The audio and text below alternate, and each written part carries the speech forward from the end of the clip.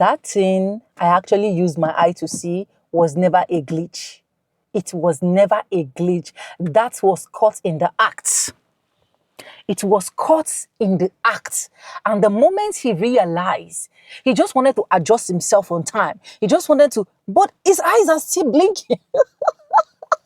Can someone just tell Stephen Miller to stop pretending? We've seen enough of his shows, and him coming up to put up all of these alarming, annoying shows, tagging it as if it's a glitch, or he collapsed, or he is passing through emotional trauma. You cannot pass through it, sir. You cannot. We are praying for you to live long so that you will use your eyes to see everything that you've never planned for the Black community will come to pass with you being alive. I will never pray for anybody to die as far as I'm concerned. So, but that particular clip I saw was never a glitch. If you've actually seen that Stephen Miller's glitch, let me know in the comment section. Anyways, let's go ahead. Let me roll out the video for you guys so that you can hear what Americans are saying, what other people are saying, and what even the person that was actually on the show with him was actually saying. It's quite alarming and it's quite... Kai! Welcome to the channel. My name is Sonia. Subscribe, like, comment, and share. Credit belongs to original creators of every single clip we have in today's episode. And guys, with no further ado, let's dive right into it. And I'll be back with commentaries. The president has plenary authority. Stephen? Stephen? Hey, Stephen, can you hear me? It seems... Stephen Miller is easily the most morally bankrupt person in Donald Trump's administration. And it's not just that his actions are evil, but his appearance is disturbing. His voice is shrill. And that is why it is always such a beautiful thing to see him melt down, collapse, and get humiliated on air, which is what we just saw in a couple of clips that we're going to get into. But before we do, if I could quickly ask you to leave a like on this video. And if you haven't already and you enjoy our channel, to hit that subscribe button because it goes a long way in supporting our work. Now, before we get into the meltdown and collapse that Stephen Miller just had on CNN, so bad, in fact, that he had to be kicked off air for a moment, I want to start with someone who just laid into Stephen, and that was AOC right here. Stephen Miller needs to be highlighted as one of the most evil people in this administration, not just because he is so unsettling to look at or because he is really directing things behind the scenes, but because all of the policies that Stephen Miller is in charge of are making America worse. They are the most unpopular policies coming out of this administration. His attacks on communities, going after people just because of how they look, the blatant racism that is tearing people's family apart, it is disgusting, especially as Stephen Miller tries to claim he's doing it in defense of you and I. It's just not true, and that got called out right here. Miller tries to present are just so weak and nonsensical. The idea that there are domestic terrorists descending upon Portland or Chicago or LA just because people want to peacefully protest their neighbors being ripped out of their house is just complete bullshit from Stephen Miller. It is a non-narrative. They can't even try to whip it up and get people scared. Stephen Miller just can't communicate and push this point, especially because halfway through this interview, and there's more collapse that we're going to get to, but his mic just broke and he had to be removed. Just like technical difficulties as usual, but let's be real. It's pretty funny when it's Stephen Miller. No one wants to hear him. Like, the mic is so disgusted by Stephen Miller that it decided, like, I've had enough. I can't live this life anymore. I can't hear this shrill little voice. And the shrill little voice only continued when Stephen Miller, again, tried to make an idiotic argument that's pretty easily All right, breaking news. Stephen Miller just freaked the hell out on live TV as CNN anchor Boris Sanchez asked him pretty simple questions about his inflammatory rhetoric. Stephen Miller has been constantly calling Democrats and Democratic organizations, quote, domestic terrorists. Stephen Miller is almost single-handedly responsible for upping the tension over the past week or two. Donald Trump is also to blame and a bunch of other Republicans. But the way that Stephen Miller has been tweeting about judges, about Trump-appointed judges, calling them insurrectionists, is insanely inappropriate for the Deputy Chief of Staff. So without further ado, let me show you this interview. This might be a longer video because it starts off with a normal conversation. Just listen to them at first. Just a few months ago with respect to the federalizing of the California National Guard. So they start off talking, and then as I skip to later in the interview, Stephen Miller is speaking like an actual evil villain. I'm not even joking. Just listen to this. Full of color.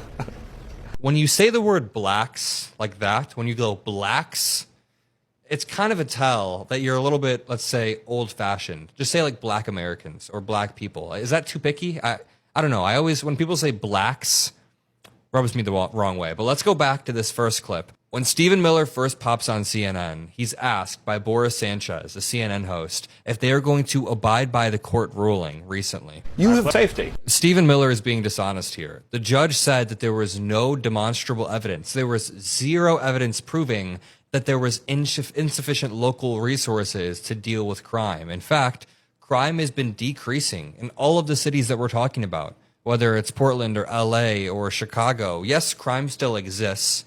You're never going to have a rate of zero crime. I live in Chicago, and I would love for there to be zero crime, but there is going to be a natural rate. You can decrease it through other means. You can't just mobilize the National Guard against the explicit will of Governor Pritzker, of top officials, the Secretary of State, of representatives, of the people who live in the state.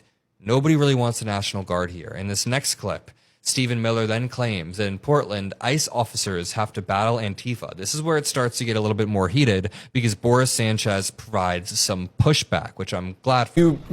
Are there protesters getting rowdy? I'm sure. I mean, every single protest is going to have outliers or people are throwing stuff. It just happens. It happens at protests. But the idea that you need to mobilize the military, then you see Stephen Miller continue to be performative. By the way, he's putting on a performance in this. You can see the moment the performance slips on, and he starts to get a little bit more heated right here. Law enforcement function of the federal government. Boris, this is, I think, where we're talking past each other. When ICE officers have to street battle against Antifa, he starts to yell and get a little bit more performative. He continues here. To absolutely no one's surprise, they're saying the quiet part out loud again. The president has plenary authority, Stephen? Stephen? Hey, Stephen, can you hear me? It seems Stephen Miller might be the most morally reprehensible person in Donald Trump's administration, which is why it is so nice that he has had such a bad week. But unfortunately, he's decided to make it all of our problem by going on air and losing his mind in an insane meltdown for two main reasons. The first is that his boss continues to get humiliated as his illegal attempts to attack our country get struck down in court. The other is because he's dealing with some issues with his wife and has been mocked senselessly for it. We're going to get into it all, but before we do, if I could quickly ask you to leave a like on this video, and if you haven't already and you enjoy our channel, to hit that subscribe button. It goes a long way, and it really does mean a lot to me. Now, before we can get into Stephen Miller's on-air meltdown, which is just humiliating, we need some context with what he's so upset about, and it can be best described by Jamie Raskin talking about Trump's attack on the judiciary right here. Well, I regard it very much within the prism of what we've been dealing with over the last month, which is an intense assault on judicial independence. They have been disobeying federal court orders systematically. They have incurred criminal contempt findings in the courtroom of Judge Boasberg, a conservative Republican judge. They have been demanding the impeachment of judges who rule against the lawlessness of the Trump administration. There are now more than 90 preliminary injunctions and temporary restraining orders against the chaos that's been unleashed on the country by the Trump administration. And now they're arresting judges. And the first felony criminal charge brought against Judge Hannah Dugan in Wisconsin is interfering with a legal proceeding, which is essentially what they've been doing all along. What Judge Boasberg is about to hold them in criminal contempt for, and has found that there is probable cause for criminal contempt, is that they deliberately ignored and defied his order not to take off in those airplanes headed for El Salvador and not turning the airplanes around. So on the logic of this arrest of Judge Dugan, all of the people in the Trump administration who participated in defying that order by Judge Boasberg themselves could be arrested for interfering with a legal proceeding and perhaps other criminal charges like kidnapping, as you were suggesting before.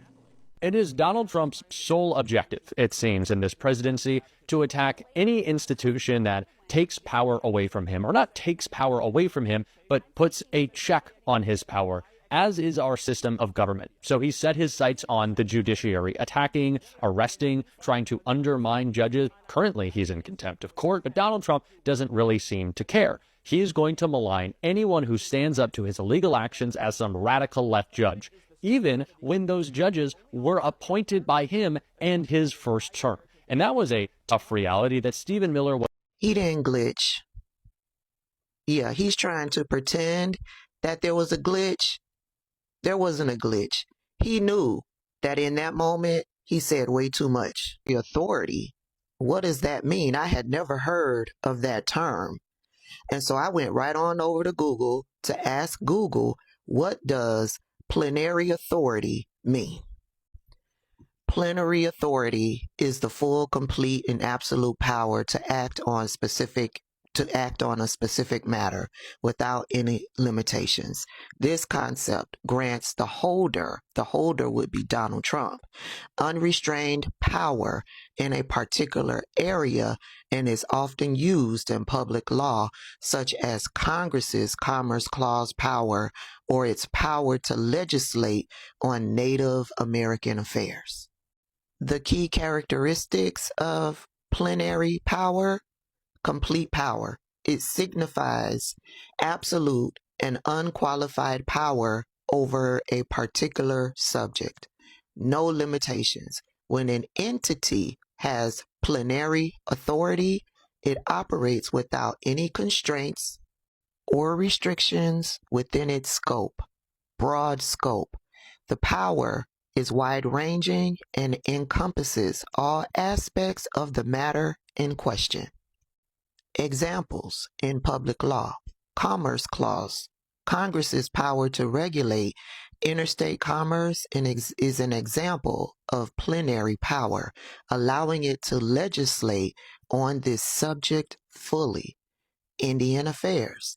The plenary power doctrine in the U.S. grants the federal government broad and exclusive legislative control over Native American tribes. Immigration. Congress has been recognized as having plenary power to make rules for the admission and exclusion of aliens. He didn't glitch. He didn't freeze up. CNN didn't glitch. CNN didn't freeze up. In that moment, he knew that he had said too much. He had given us part of their plan. So I won't be surprised that somewhere in the near future, we will be hearing more about Donald Trump and plenary power.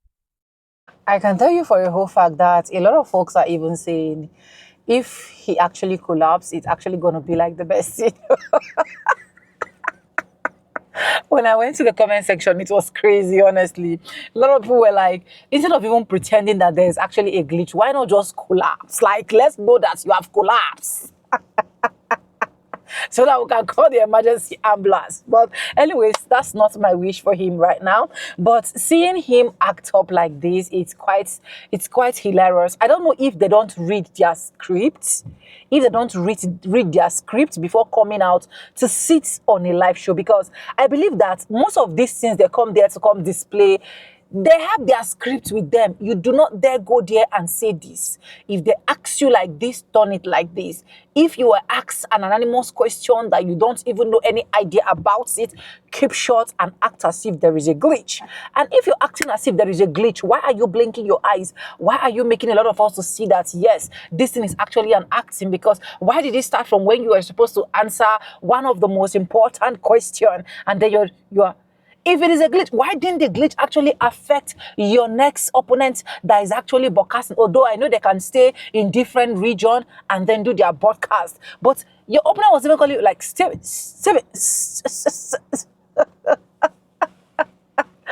Honestly, there is nothing we will not see in Maga's hand. There is nothing Magas cannot do. And we are just still thanking them and hopefully sitting down to see their final Shall I say final collapse? I don't know. I don't know. I don't know. I don't know. I don't want to wish them bad. But I'm seeing that it is heading towards that place. Why am I saying that it's heading towards that place? Where a lot of people are already calling for, oh, we need a purple revolution. We need to make sure we come together and let's take the country. Take the country because the government has failed us, the politics have failed us, and so on and so forth. I'm beginning to see like there is a whole lot of future that is actually awaiting Magas. But anyways, we hope and cross our fingers to see actually what they are going to display. I actually love what Tabitha Speak Politics said. Please, you can go to our channel to go and support her, Tabitha Speak Politics. She's a very good woman that analyzes politics like to the full, like when I'm to the fullest end, right? And other creators as well. You can actually go and support them too. But let me know what you think in the comment section, because even as I'm sitting here, I know that that was actually not a glitch. I don't want to know how you want to say it. You know, someone said in the comments, someone said in the content, in one of the clips that I roll out, the person said, is like he's having some like marital crisis, right? I don't know how true is that, but don't bring it to the table. Don't bring it to where you are supposed to answer important question. Get your glitch when you and your orange man is sitting down and you people are talking and taking drinks and sipping champagne. Don't bring it where we need you to talk, where we need you to still insult us, because we already know that there is nothing that Stephen has actually done that has actually been good, like to people that look like me. He has never seen people that look like me as people that are valuable. Like when you talk about reparation, we talk about a lot of things, he will tell you bluntly, this is how it is. But anyways, who are we to say? Allegedly. Subscribe, like, comment, and share. Credit belongs to the original creators of every clips and stitches we have in our today's episode. And if you haven't joined the family, join, and I'll see you guys in my next one. I love you guys. Mwah.